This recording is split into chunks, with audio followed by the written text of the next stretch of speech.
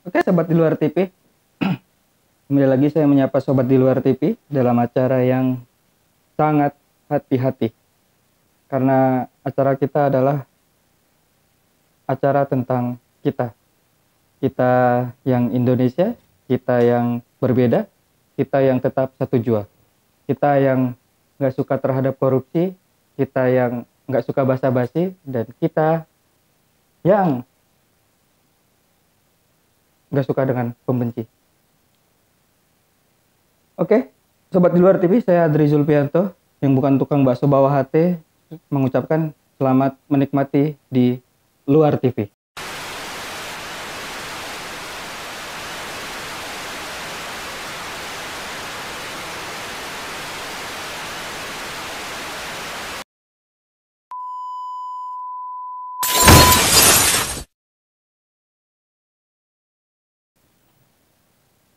Oke, sobat di luar TV, kembali lagi bersama saya, Koordinator Aliansi Lembaga Analisis Kebijakan dan Anggaran, dan yang paling sering kita temukan dalam channel YouTube di luar TV kali ini.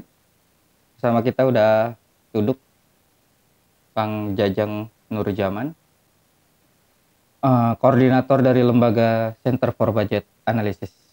Oke, kali ini kita bicara dalam nuansa yang serba sulit sebetulnya, karena kita masih berada di tengah pandemi.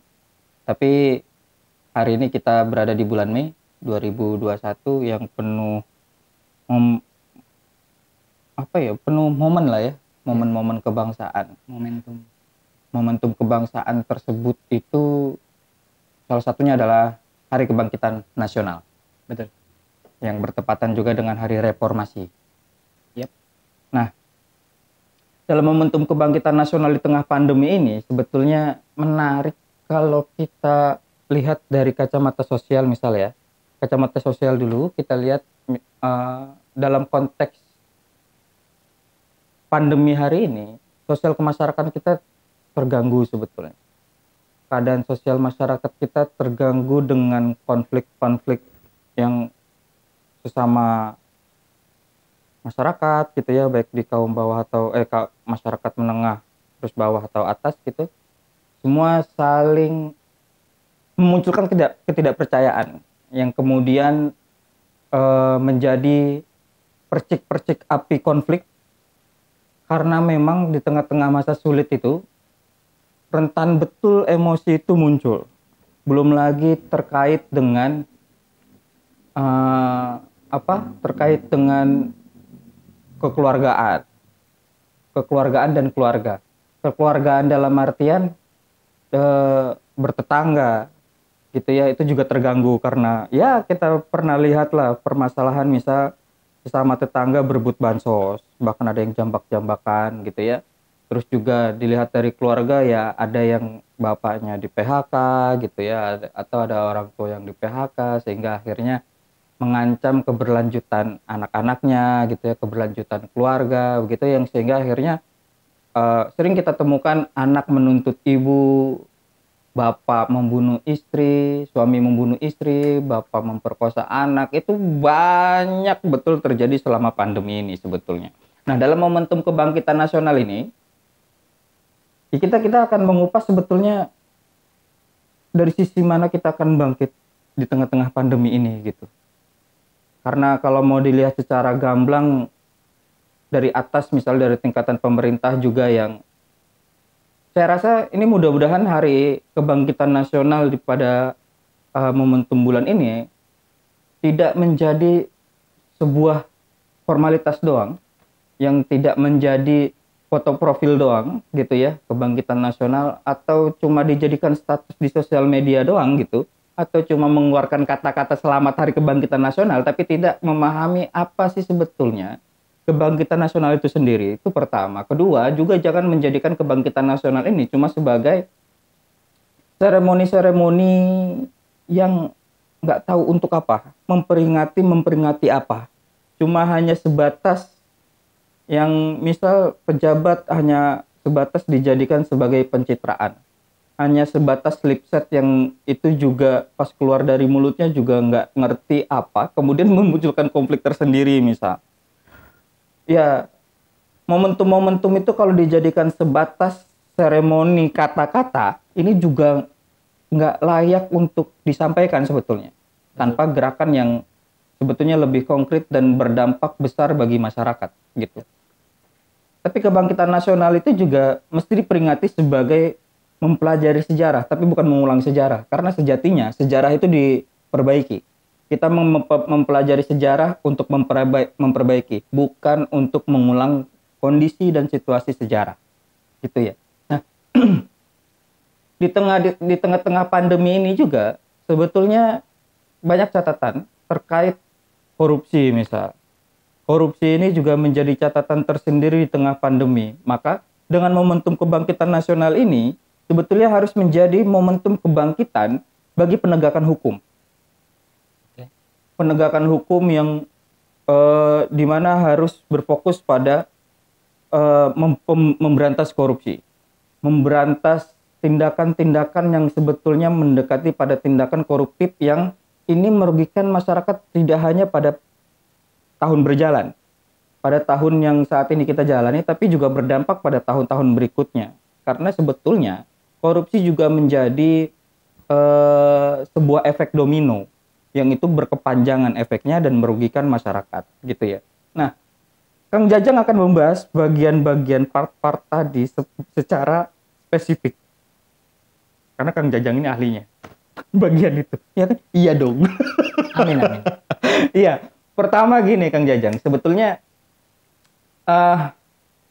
dalam momentum kebangkitan nasional ini, pada saat mulanya itu kan mulai dari Bung Tomo. Budi Utomo. Ya, nama lengkapnya Budi Utomo. Nah, ini dianggap sebagai momentum di mana Indonesia itu lahir. Gitu ya. Nah, Indonesia lahir ini sebagai kalau anak lahir itu kan belum tahuan namanya gitu, tapi udah punya suara gitu ya. Nah, kebangkitan nasional ini menjadi suatu momentum di mana Indonesia memiliki jiwa dan raganya. Tapi kemana sih sebetulnya cita-cita kebangkitan nasional Bung Tomo itu mengarah? Dan apa yang menjadi harapannya? Ya, kalau dibilang sebagai momentum kebangkitan, dia harus menjadi landasan dong, landasan agar dia kemudian bisa berjalan, kemudian bisa berlari, bisa maju gitu kan, bisa mundur. Tentu ada harapan-harapan. Betul. Ya itu dari historis Bang Andri. Mungkin banyak perspektif ya, banyak yang bisa menafsirkan, yang bisa atau menghayati lah bagaimana melihat Hari Kebangkitan Nasional. Saya sendiri, misalnya dari sejarahnya, bagaimana Hari Kebangkitan itu Hari Kebangkitan Nasional dimunculkan oleh Presiden Soekarno saat itu. Indonesia pada saat itu berada dalam kondisi ekonomi yang serba sulit. Mungkin sama seperti saat ini ya. Harga pokok yang lumayan tinggi dan sebagainya. Masyarakat kesulitan. Dan bangsa Indonesia sendiri baru merdeka. Jadi akhirnya Soekarno mencoba menggali histori sejarah bagaimana negara itu negara Indonesia, sejarah bangsa khususnya, dan itu lewat lahirnya Budi Utomo.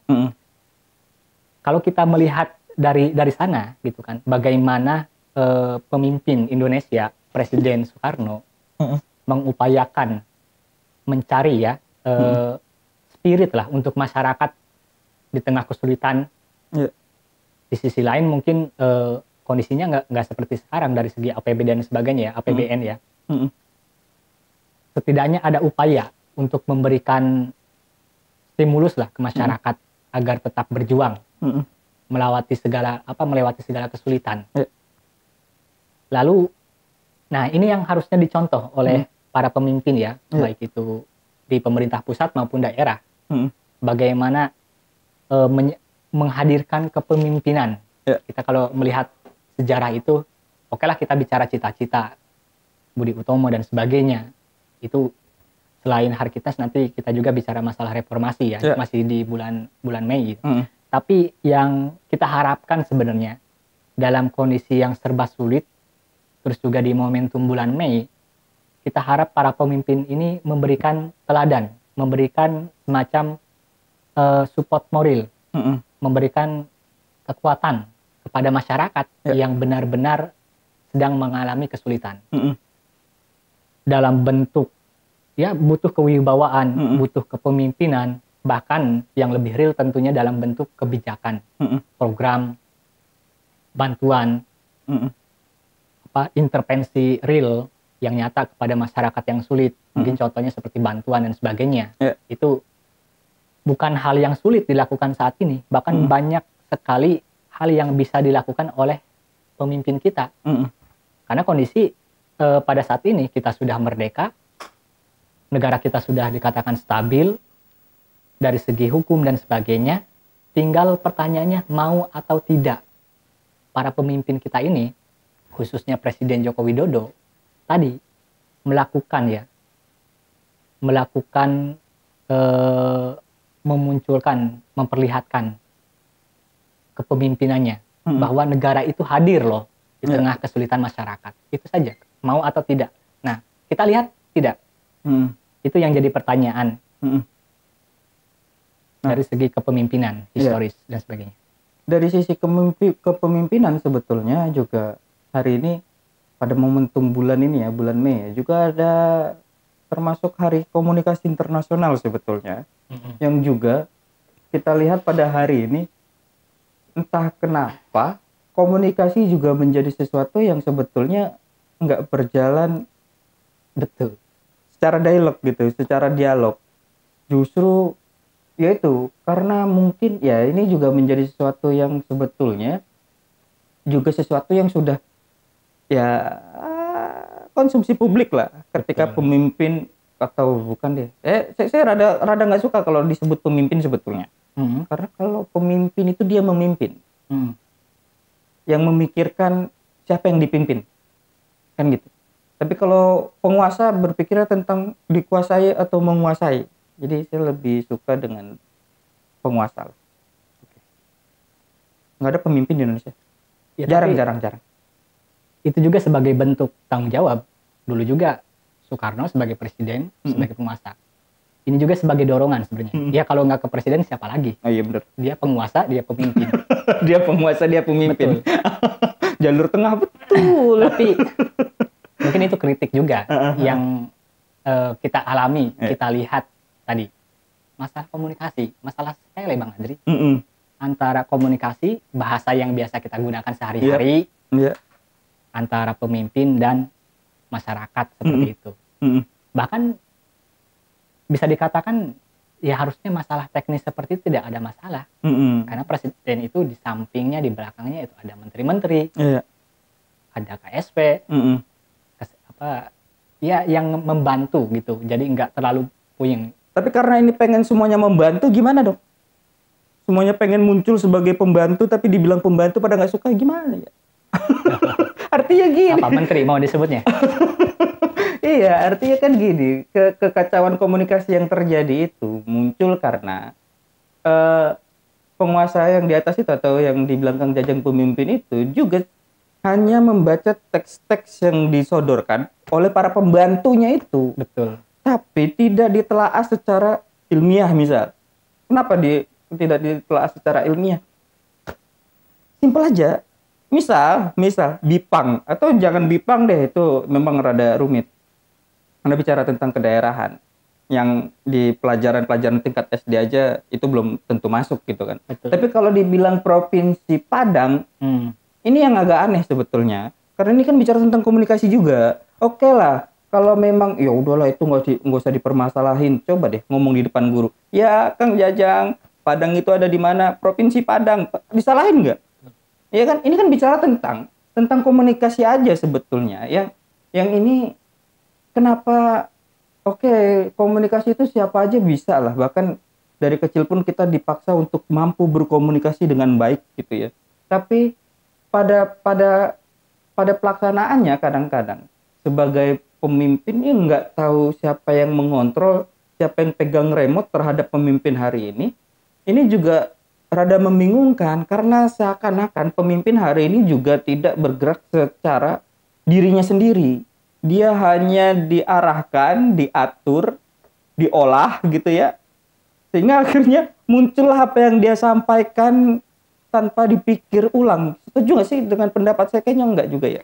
Ya mungkin Pak Jokowi, Pak Presiden sedang pusing ya, mikirin negara ya. Ya memang seharusnya seperti itu.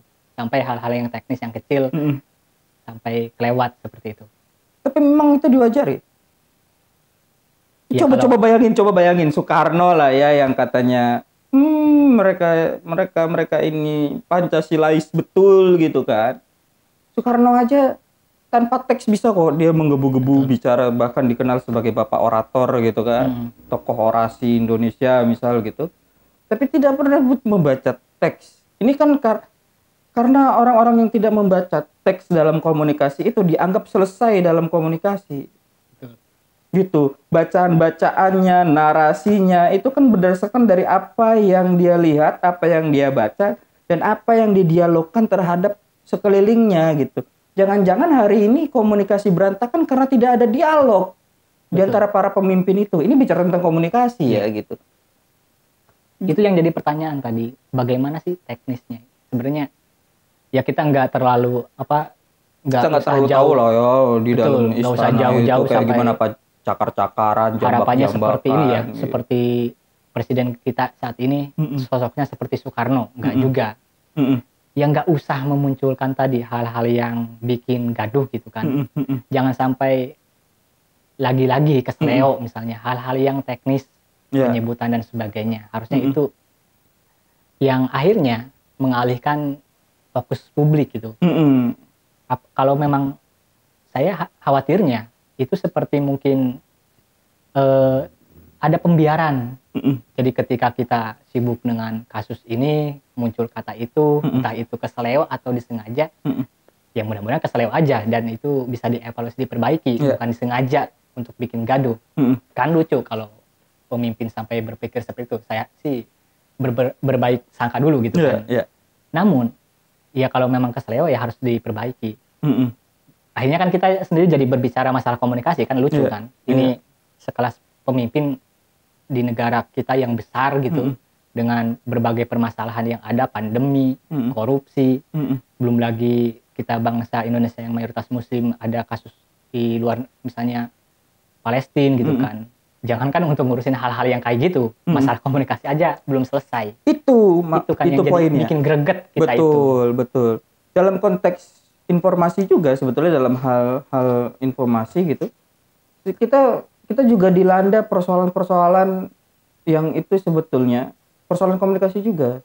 Saling lapor melapor itu kan karena gaya komunikasi di media sosial. Mau tidak mau, suka tidak suka, ini juga bicara tentang informasi teknologi elektronik gitu kan. Dan masuk lagi ke dalam undang-undang keterbukaan informasi publik misal. Nah, dalam dua hal ini misal, dalam undang-undang ITE, informasi dan transaksi elektronik misal, ini juga menjadi bagian yang sebetulnya menjadi masalah. Ketika informasi yang disampaikan ini menjadi hoax gitu ya, atau menjadi fitnah, atau menjadi sesuatu yang tabu. Kalau dulu kan hal-hal ya kita ngomong bebas gitu ya, walaupun tanpa sosial media gitu. Sekarang orang bicara lepas, bebas, tapi seakan-akan merasa maunya juga tanpa batas kan gitu. Tapi informasi itu mesti disampaikan sebagai bentuk keterbukaan. Kalau memang ini undang-undang ITE dengan undang-undang keterbukaan informasi publik itu menjadi sesuatu yang beririsan, ya, sesuatu yang beririsan. Nah, setidaknya ini juga menjadi satu bagian yang saling melengkapi antara undang-undang ITE dengan undang-undang keterbukaan informasi publik. Hanya saja nanti bagiannya di manakah letak salahnya atau tidaknya itu menjadi sesuatu yang sifatnya permasalahan hukum gitu. Ini kan kadang-kadang loh ya. Bisa jadi hoax yang dikeluarkan oleh tingkatan atas kemudian disampaikan ke bawah tapi pas bawah itu memunculkan kata-kata yang sama dengan narasi yang berbeda, misal menjadi hoax yang terpidana, sedangkan hoax yang diungkapkan oleh tingkatan atas, elit atas, itu tidak menjadi hoax tapi menjadi informasi, kan aneh. Ya, itu yang gitu. jadi pertanyaan tadi. Di bulan Mei juga kan momentum masalah reformasi. Salah satu reformasi itu reformasi birokrasi, reformasi hukum dan sebagainya. Tapi ketika kita sudah melewati masuk ke masa reformasi, bahkan muncul berbagai macam undang-undang yang seharusnya memperbaiki bagaimana sistem birokrasi kita, pemerintah berjalan dengan baik, semakin mudah, semakin efisien, kemudian juga persoalan-persoalan masyarakat bisa diselesaikan. Justru terus juga masalah tadi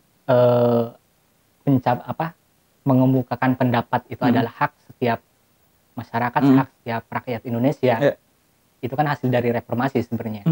Tapi dengan adanya undang-undang ITE, kemudian di samping juga tadi keterbukaan informasi publik, kaitannya ya. Di sisi lain, masyarakat yang kecenderungan kritis misalnya dengan dibenturkan dengan undang-undang ITE gampang dipolisikan seperti itu. Di sisi lain, pejabat juga misalnya pemerintah yang sudah ada undang-undang terbuka dalam menginformasikan segala macam hal data dan sebagainya, program-programnya itu juga kita lihat belum dijalankan dengan baik. Tapi pertanyaannya, kenapa perlakukannya berbeda gitu? Kalau masyarakat salah sedikit saja, gampang sekali misalnya. Tapi kalau pejabat pemerintah di tataran elit itu tidak menjalankan aturan perundang-undangan yang hasil dari reformasi itu, kita bingung sanksinya apa, walaupun itu mungkin administratif dan sebagainya. Ini hasil dari reformasi kita. Betapa sembrautnya aturan hukum. Mungkin istilah tajam ke bawah, tumpul ke atas, itu benar-benar bisa dirasakan oleh kita. Seperti itu. Tapi kalau memang kesemrautan ini adalah produk reformasi, ini juga menjadi hal yang aneh sebetulnya. Karena reformasi itu kan cita-citanya adalah membenahi negara. Betul. Bukan merusak tatanan, kan gitu. Yang bermasalahnya di mana? Pertanyaannya itu. Siapa yo? Yang bermasalahnya ya kita tegas di tataran elit sebenarnya, di pemerintah. Bagaimana tadi seperti di persoalan-persoalan yang mulai dari hal yang paling kecil sampai hal yang paling substansi, soal undang-undang dan sebagainya, selalu akar masalahnya itu misalnya di pejabat kita, bahkan mungkin di masyarakat, kayak misalnya di masyarakat, kalau di masyarakat masalah salah sedikit saja misalnya, Kasleo bilang goblok, bilang kata-kata kotor gitu kan, atau mungkin langsung mengutarakan apa yang dia rasakan gitu, dan langsung bisa kena sanksi moral, sanksi dan sebagainya. Ini jadi kritik juga ya. Bahkan yang terbaru itu loh, yang disampaikan oleh Om Bushro Mokodas, sampai dibilang otak sungsang gitu kan. Ini juga menjadi masalah. Sebetulnya itu kan yang disampaikan bersifat data gitu, bersifat apa yang dia pikirkan dan apa pandangan dia gitu. Kemudian langsung diterjang oleh buzzer atau pejabat itu yang bilang otak sungsang, atau cuma ada satu penumpang gelap. Iya, itu kan berangkat dari salah satu tokoh juga. Iya, kalau tidak salah salah satu jubir presiden kan. Kita lihat misalnya di tataran elit dengan bicara seenaknya, bahkan dengan otak sungsang itu kan sudah kasar, penghinaan yang luar biasa. Bukan lagi itu menghina ke intelijensi orang-orang ya. Pemikiran orang-orang, dikatakan bahwa dia itu tidak, mungkin otaknya nggak jalan dan sebagainya, nggak layak jadi manusia. Mungkin sama seperti hewan, kita bisa mengasumsikan itu. Tapi di sisi lain, masyarakat sipil nih yang keseleo mungkin ya, karena lagi emosi, lagi susah dan sebagainya gitu kan, ngomel-ngomel, langsung kena sanksi, dipanggil polisi, dipidana, termasuk yang ngomel menghina Palestina dan sebagainya, walaupun mungkin anak kecil, ya itu tidak benar. Sampai dikeluarkan sekolah gitu kan. Kalau masyarakat yang melakukan kesalahan yang bisa dikatakan melanggar undang-undang ITE, silakan kita setuju untuk mendapatkan sanksi. Tapi bagaimana dengan pejabat kita? Yeah. Bagaimana dengan kelompok tertentu? Toh masyarakat juga mencontoh pejabatnya kan? Betul, bisa jadi seperti itu. Di atasnya nggak jelas gitu kan. Iya. Ya guru kencing berdiri, Murid kencingnya berlari itu. Makin nggak jelas. Aura-auran. Aura-auran. Ya itu mungkin seperti itu ya. Tidak ada suri toladan apa? Yeah. Suri toladan. Tidak ada contoh yang baik lah. Nggak ada yang patut digugu dan ditiru. Betul. Itu jadi persoalan tersendiri. Bicara masalah tadi, contohnya negara juga kecenderungan dengan adanya undang-undang ITE ya. Sebenarnya itu juga kan lahirnya menuai pro kontra kan. Ya, karena betul. Kalau kita jujur, itu membuka celah untuk menutup ruang-ruang kritis. Yep. Faktanya banyak teman-teman kita yang mungkin berjuang soal demokrasi, HAM, bahkan soal korupsi, itu berurusan sama polisi karena dengan lewat pintu undang-undang ITE itu. Tapi ada juga kelompok-kelompok yang seperti kebal hukum. Yeah. Sudah banyak misalnya track recordnya. Bahkan yang kebal hukum ini ngomongnya betul. Jadi mengundang konflik dan permasalahan di tengah-tengah masyarakat gitu loh.